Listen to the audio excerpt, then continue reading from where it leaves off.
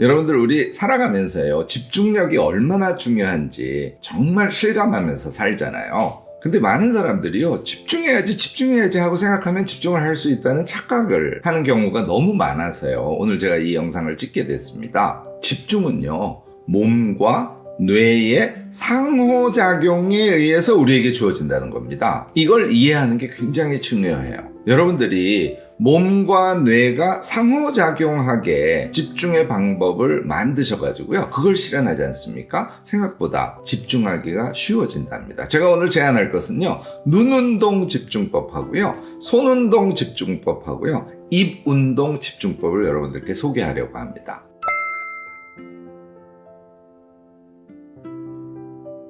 안녕하세요. 무엇이든 세 가지로 가르쳐드리는 명지대 교수 김익환입니다. 집중을 하려고 하는데 잘 안 되는 경우가 너무 많아요. 저하고 함께 이제 집중하는 방법을 찾아보는데요. 몸과 뇌가 같이 움직이는 집중법을 제가 설명을 드릴 테니까요. 여러분들에게 맞는 방식으로 응용해서 앞으로는 무엇을 하든 집중해서 할 수 있는 그런 사람이 되셨으면 좋겠습니다. 자기 개발의 과정을 잘 생각을 해보면요. 대체로 세 가지 유형으로 나뉘어집니다. 책이나 무슨 블로그, 기타 등등 이렇게 텍스트로 된 것을 우리가 쭉 보면서 새로운 지식과 지혜를 얻어가는 그런 방법이 하나 있고요. 또 하나는 인강이라든지 오프라인 강의라든지 유튜브라든지 기타 등등 보면서 자기를 수련해가는 그런 유형들이 또 있죠. 세 번째는요. 외우면서 그것을 자기의 지식이나 자기 지혜로 만들어가는 그런 수련법이 있어요. 대체로 우리는 이 세 가지를 하면서 정말 집중력을 다해서 효과적으로 자기를 성장시켜 가고 싶어 합니다. 자, 상상해보세요. 이 세 가지를 모두 아주 집중해서 효과적으로 잘할 수 있다면 우리는 우리를 성장 발전시켜가는데 굉장히 유능한 사람이 될 수 있겠죠. 미리 말씀드리지만요. 오늘 제가 소개하는 세 가지 집중법은요.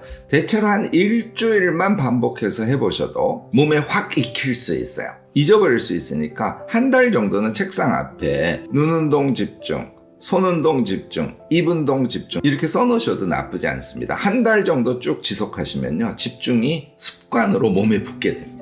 자, 이제 하나하나씩 구체적으로 한번 생각해 보도록 하죠. 첫 번째는 눈운동 집중법이에요. 제가 아침 독서 10분에 대해서 영상을 송출한 적이 있죠. 거기에서 이미 소개를 하고 있는데요. 우리가 어떤 텍스트를 읽을 때 말이에요. 그냥 읽어요. 아무 생각 없이. 머릿속으로 집중해야지 이렇게 욕망만 갖고 사실은 아무 방법도 아무 생각도 없이 그 텍스트를 읽고 있다는 것이죠. 그런데요, 눈운동 독서를 해보신 분들은 알겠지만 눈이 움직이지 않습니까? 그러면 이 눈이 움직이는 것과 뇌가 같이 연동해야 되잖아요. 이게 잘 안 돼요.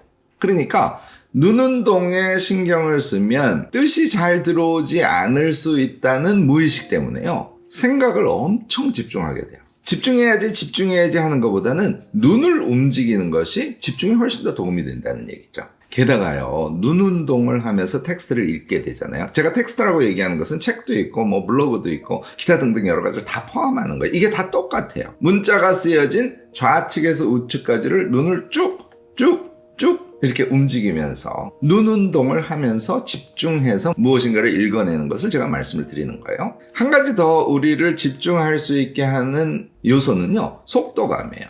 우리가 무엇인가 일을 할 때요. 너무 느긋하게 하면 집중력이 떨어지고 졸리고 그러죠. 텍스트를 읽을 때도 마찬가지입니다. 눈운동을 하면서 속도감이 스스로에게 느껴지기 시작하잖아요. 그러면 몸이 자동으로 집중 모드로 바뀐다는 거예요. 자, 마지막 한 가지 주의할 점이요. 이렇게 텍스트를 통해서 여러분들이 집중해서 공부를 하거나 뭔가 지혜를 얻는 작업을 한다고 치죠. 집중력이 너무 좋으면요. 빨리 피로감이 오기 마련입니다. 그래서요, 제가 권하는 것은 제가 리드미컬 텐션 기법이라는 걸 또 다른 영상에서 말씀을 드린 적이 있는데요. 반드시 쉬어주셔야 돼요.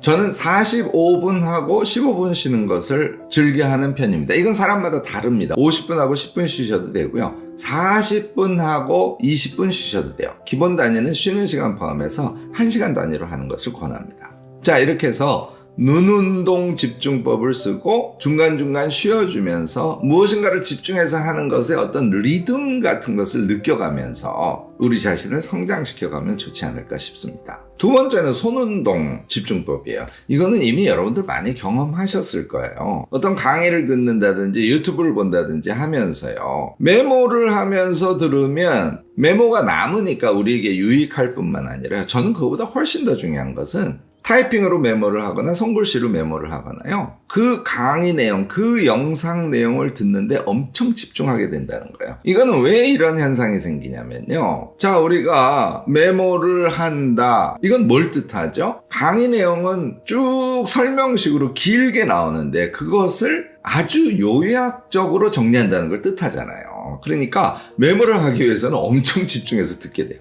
이 부분을 요약적으로 메모해두면 나중에 나한테 도움이 되겠지. 이런 생각이 자동으로 머릿속에서 복합적으로 일어난다는 거예요. 이게 집중력을 엄청 높여줍니다. 여기서 또 한 가지 주의점이 있어요. 뭔가를 듣다 보면요. 무슨 얘기인지 못 알아들을 때 있죠. 그러면 메모를 할 수가 없지 않습니까? 손운동을 할 수가 없다는 거예요. 이게 동영상일 때는 스탑 시켜놓고 거꾸로 가서 반복해서 듣고 하는 방법이 있을 수 있어요. 그런데 오프라인 강의에서는 그건 불가능하죠. 그럴 때 어떻게 대응하는지 요령을 간단하게 말씀드리면요. 못 알아들어도 키워드만 몇 개 일단 써놓으세요. 왜냐하면요. 어떤 문장이나 짧은 말이라는 것은 전체 맥락 속에서만 정확하게 이해될 수 있습니다. 그러니까 지금 못 알아들었더라도요. 그 강의를 쭉 뒤에까지 들으면 그 당시에 못 알아들었던 것을 이런 얘기였구나 하고 뒤에 깨닫게 되는 경우가 꽤 많습니다. 그러니까 두려워하지 마시고 아깝거나 아쉬워하지 마시고 키워드만 생각나는 대로 못 알아들었더라도 메모해서 남겨두라는 거예요. 이 부분이 왜 중요하냐면요. 자, 이것도 아까와 똑같은 원리죠. 내가 못 알아들은 부분이 있어서 뒤에까지 쭉 집중해서 듣다 보면 앞에 무슨 뜻인지 내가 알아들을 수 있을까라는 기대감을 갖지 않습니까? 더 집중을 하게 된다는 거예요. 그런데 뒤에까지 들었는데 결국은 못 알아들었어. 제가 권하는 거는 버리는 겁니다. 걔를 이해하지 못한다고 하더라도 여러분들이 듣고 공부하려는 그 듣기의 총 내용이 상당 부분 이미 여러분들에게 소화되어 있는 상태이기 때문에 그것으로 족합니다. 그런 수련의 과정이 쌓이면 어느 시점에선가는 요번에 못 알아들었던 그 이야기가 훨씬 더 명확하게 들어오는 어느 때가 오겠죠. 그렇게 자신을 믿고요. 혹시 수강을 했는데도 이해가 잘 되지 않는 그런 상황이 발생하더라도 자기를 탓하거나 또는 두려워하거나 이렇게 하시지 않기 바랍니다. 세 번째는요. 입운동 집중법이에요. 이거는 무엇인가를 공부하면서요. 우리가 암기해야 될 때가 많지 않습니까? 이때 굉장히 유용하게 작용하는 그런 집중법이라고 할 수 있습니다. 예를 들어서 내가 45분 동안 10개의 문제풀이를 할 거야. 뭔가 시험 준비하시는 분들이 이런 경우를 많이 겪게 되지 않습니까? 이때 제가 꼭 권하는 방법이요. 한 문제를 푸셨지 않습니까? 그럼 꼭 머리를 들어야 돼요. 그리고 한번 생각을 돌려주셔야 되는 것이죠. 이런 문제였고 이것의 핵심 내용은 이거야 하고 머리로 생각을 한번 돌려주시라는 거예요. 이거는 공부의 한 끗 차라는 영상에서 제가 되게 강조한 부분입니다. 그러니까 결국은 머릿속으로 한번 생각해보는 지식을 자기화하는 과정을 거치지 않으면 잘 암기가 되지 않기 때문에요. 제가 생각을 굉장히 중시해서 말씀을 드린 거예요. 한 문제 풀고 머리 들고 생각해보고 걔를 어떻게 한다고요? 입으로 다시 중얼거려 보시기를 제가 권하는 거예요. 총량으로 보면 이렇게 되죠. 문제풀이 내용이 10이야. 그러면 머릿속으로 생각해 본 거는 3이고요. 입으로 중얼거리는 것은 1이나 2 정도입니다. 그러니까 계속 자기화되면서 핵심을 요약하는 과정을 여러분들은 실제로 하게 되는 겁니다. 제가 앞서서 말씀을 드렸지만요. 이렇게 내용을 요약한다는 것은요. 그것을 정확하게 이해했을 때만 가능한 것이기 때문에 그것을 이해하려고 하는 머리의 작동, 다시 말해서 집중력을 엄청 강화시켜준다는 거예요.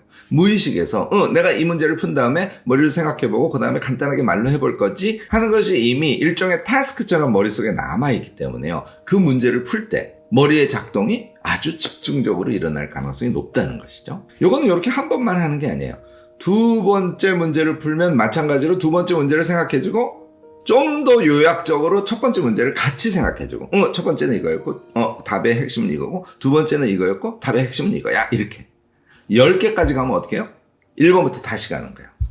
그러면 이런 문제가 생기죠. 1번은 10번 하는데 10번은 한 번만 하잖아요. 그래서 뒤에 나오는 문제의 생각의 반복의 횟수가 줄어지는 것은 불가피합니다. 그래서 저는 어떻게 권하냐면요. 1번에서 5번까지를 한 단위로 쭉 반복해서 생각해 주고요. 그 다음에 6번에서 10번까지를 한 단위로 쭉 반복해서 생각을 해 주시고 입으로 말해 보시고 그 다음에 10번까지 다 끝났을 때 다시 1번부터 10번까지 쭉 한번 생각을 되뇌어 보는 거예요. 이게요. 생각하기, 입으로 되뇌어 보기가 시간이 사실은 그렇게 많이 들지 않아요. 그래서 여러분들이 무엇인가를 외우고 싶을 때 지금 말씀드린 머리로 생각하기, 그 생각한 것을 입으로 중얼거려 보기, 이거를 꼭 반복해서 해보시길 바랍니다. 여러분들이 암기 공부를 할 때 집중력을 키워주는 정말 유용한 도구로 여러분들의 공부의 효율을 높여주지 않을까 싶습니다. 자, 여러분들 집중해야지 이렇게 생각하지 마시고요. 이건 오히려 마이너스일 경우가 많습니다. 무엇인가를 시작할 때 이 세 가지 집중법이 자동으로 몸에서 나오도록 그렇게 하시면요.